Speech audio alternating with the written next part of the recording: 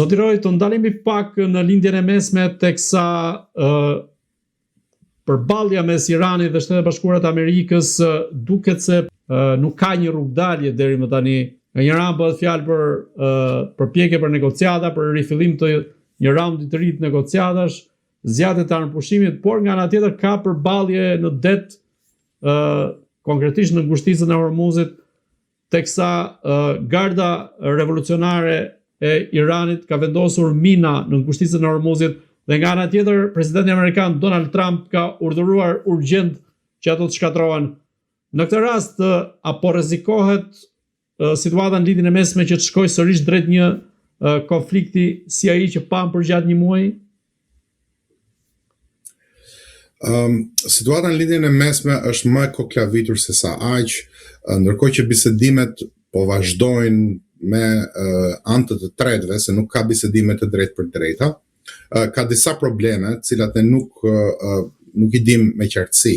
Nuk i dim se kush negocion për llogaritë Iranit dhe cilat janë klanet brenda për brenda. Nëse ka një ndarje të klaneve drejtuese brenda për brenda gardës revolucionare apo jo.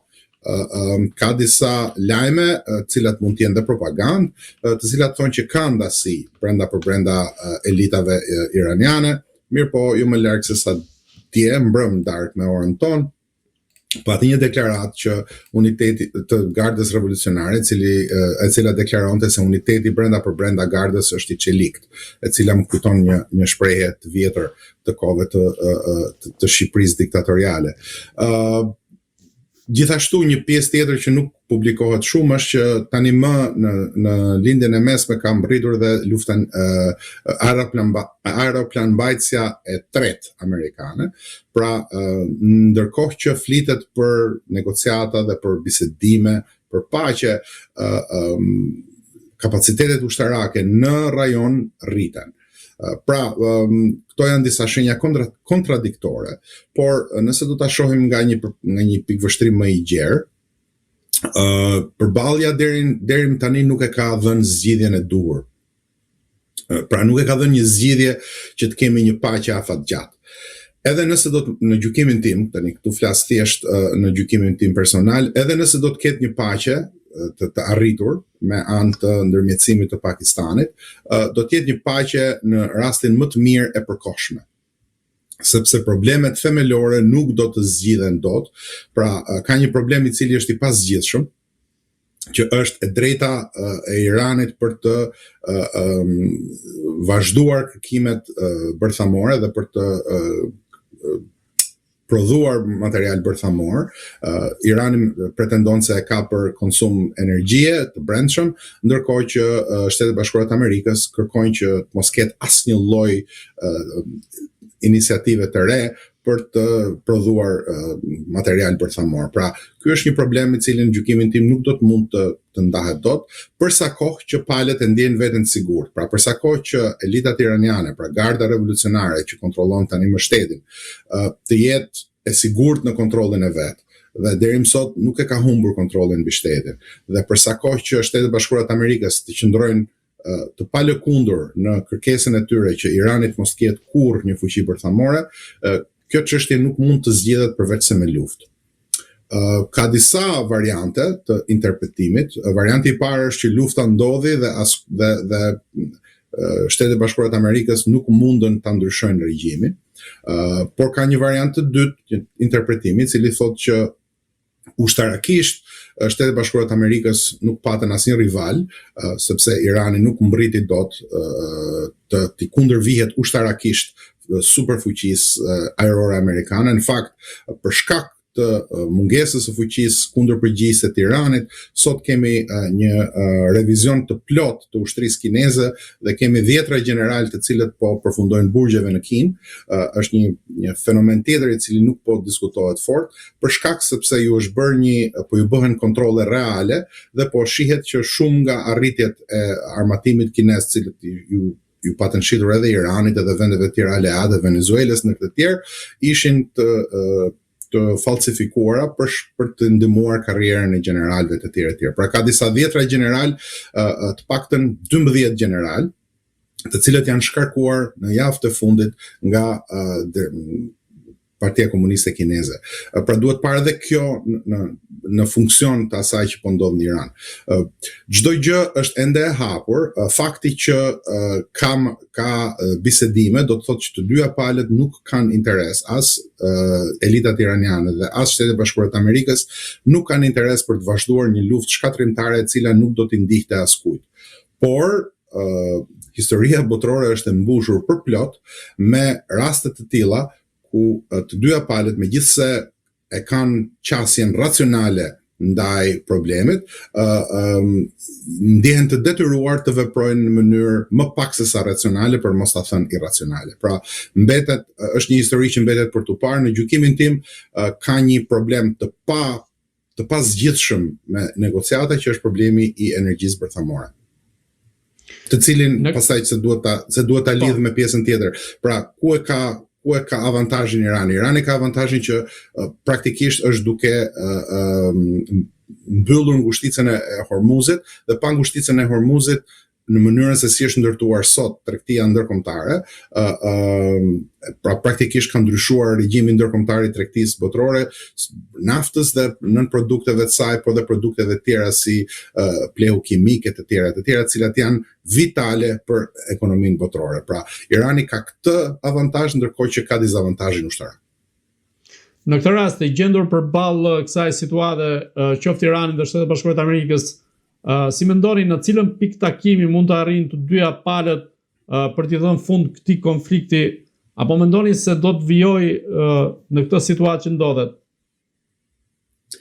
Varet edhe nga faktorë të tjerë, por nëse palët do të gjejnë një marrëveshje do të gjendet për t'i dhënë kohë secilës palë që të qetësoj situatën e brendshme, që të konsolidoj situatën e brendshme. Mos harrojmë që kemi zgjedhjen në Shtetet e Bashkuara të Amerikës në fund këtij viti, dhe nëse do të vazhdojmë të jemi në situatë konflikti, dhe nëse do të vazhdojmë të kemi një situatë ku inflacioni rritet për shkak të luftës, ku çmimi i naftës rritet për shkak të luftës, ku çmimet e ushqimeve rriten për shkak të luftës, partia në pushtet, që është Partia Republikane, ka për t'i pasur llogarit pak si të vështira në nëntor. Sigurisht që këto nuk janë zgjedhje presidenciale, por në çdo rast pritshmëritë ishin që vetëm dhoma e ulët e Kongresit t'u kaloj demokratëve, mirë po tani së fundmi në këto sondazhet e fundit duket sikur rrezikohet edhe Senati, dhe të gjitha këto ndikojnë në mënyrën se si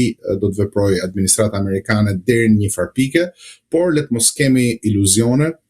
Shteti Amerikan vepron gjithmonë përkundër politikës së ditës në interesin e asaj që është caktuar interesi shtetëror amerikan. Pra, nëse administrata ka vendosur që lufta duhet vazhdoj, lufta do të vazhdoj, nuk e ndal dot një palë zgjedhje lokale.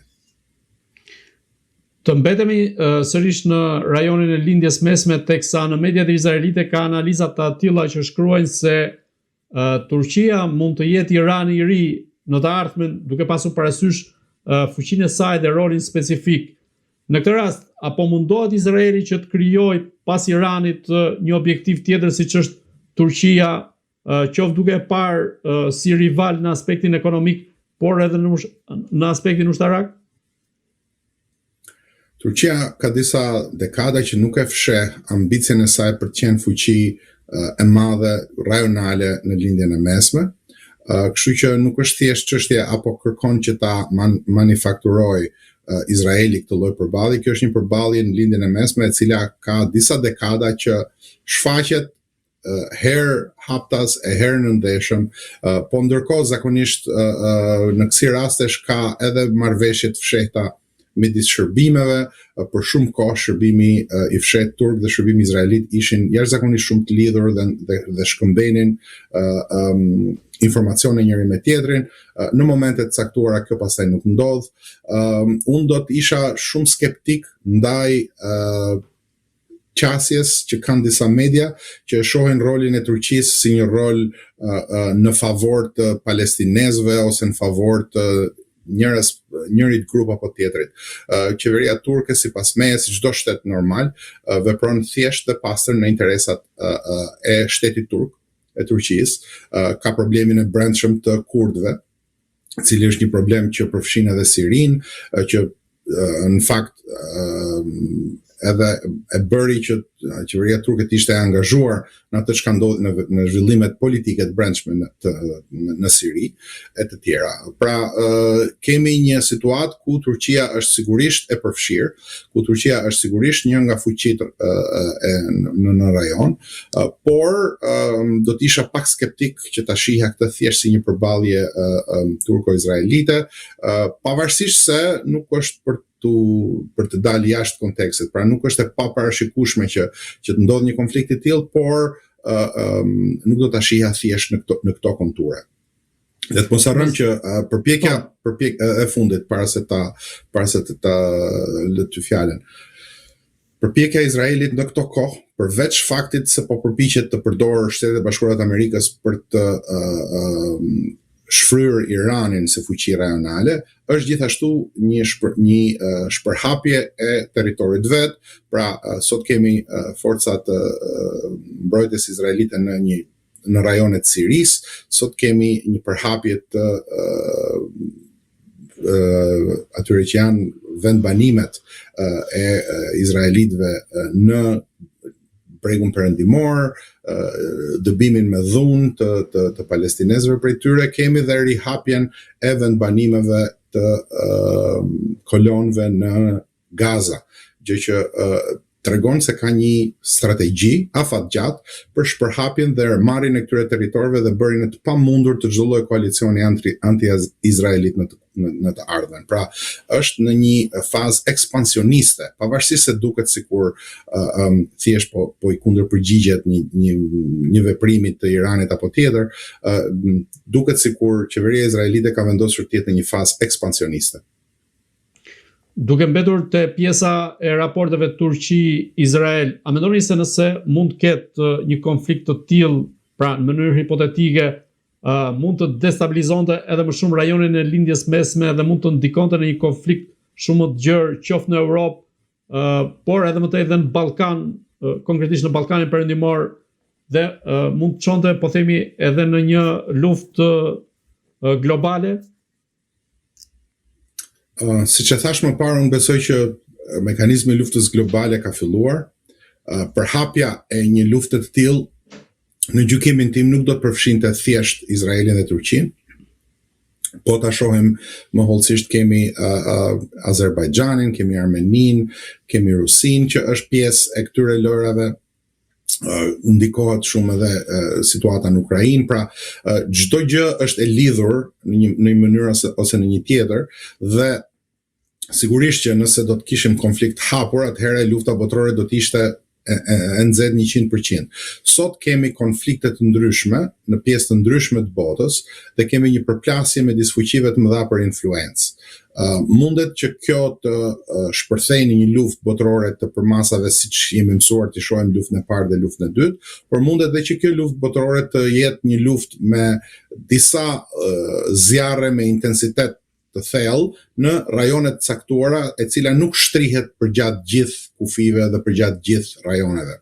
Pra, lufta botërore nuk ka për të marrë fytyrën e asaj që ne jemi mësuar, as lufta e parë, as lufta e dytë, sepse asnjëherë historia nuk përsëritet njësoj, por unë besoj pa asnjë lloj dyshimi që jemi në një moment, një përplasje ndërkombëtare midis fuqive të mëdha për influencë dhe për një rend të ri botëror, dhe pa përplasjen e tyre dhe pa ndarjen e shapit nga sheqeri, për ta thënë me gjuhë popullore, nuk kemi për të pasur një rend të ri botëror. Rendi i ri botëror do të caktohet në bazë të fuqisë së demonstruar të secilës prej fuqive të mëdha.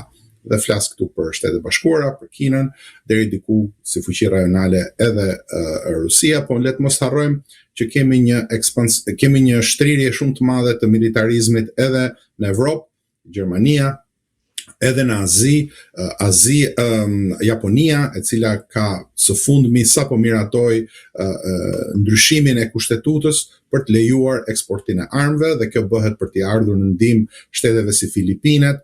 Pra është krijuar një trekëndësh përreth Kinës për t'u përballur me Kinën e të tjera. Pra ka shumë zhvillime gjeopolitike të cilat na çojnë drejt përplasjes, të cilat na çojnë të mendojmë se jemi në një përplasje botërore, pavarësisht se nuk duket me përballje të mëdha.